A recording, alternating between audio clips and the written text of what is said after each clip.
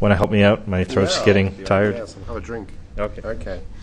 Well, as Roger says, not only partners, but sometimes clients are a bit reluctant to invest in some of these measures that we've actually adopted on this building. So what we've got is a few slides here just to take you through some of the issues related to that, because I think it's all very well having these great ideas, but we are living in the real world, and actually there's got to be some kind of bottom line payback. Otherwise, it becomes very difficult to persuade clients, even if they're pumping out so many cigarettes. So let's just have a look at some of the items here that we're dealing with. What we've got here is really, the energy consumption here of the kind of typical building, the baseline case that we've been referring to through here.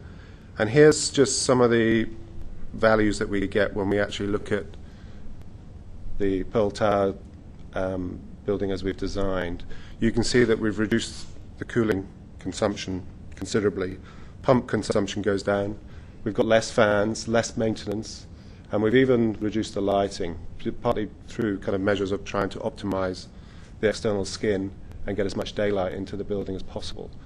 I think we wouldn't mind revisiting the lighting. We could probably do a little bit better if we were doing it the second time around, but we'll see what happens beyond design development. This is an interesting slide purely because of all the measures that Roger's outlined today. And I think the thing about Pearl Tower, and the thing that we're most pleased about, is really how you bring all these strategies together, because the chilled ceiling and underfloor air distribution have been around for a while. So it's just a combination of how we brought all these items together: the double wall, the internally ventilated facade. One of the biggest factors in doing some of those measures is really looking at floor-to-floor heights, which in tall buildings becomes quite key.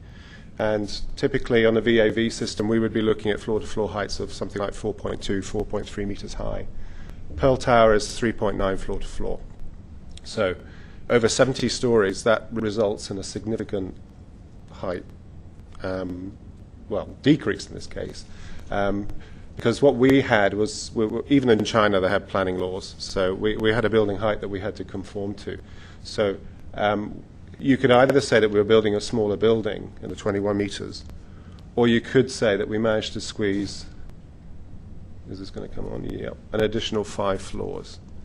Now, all of these discussions start to become very interesting when you start talking about bottom line costs, because what we've effectively given them in a smaller volume is the potential to have 100,000 square feet more building than they would in a traditional VAV building on our baseline case. We're also occupying less core because, as Roger mentioned, we're pushing less air around the building. We're using water as a cooling medium, a heating medium, which is far more efficient than using air. We've actually benchmarked this against other typical SOM high-rise buildings that we've done. And what we've found is that we've actually managed to reduce the core size by about 8%. Again, we're freeing up more lettable area in terms of generating revenue. So these all become very, very important kind of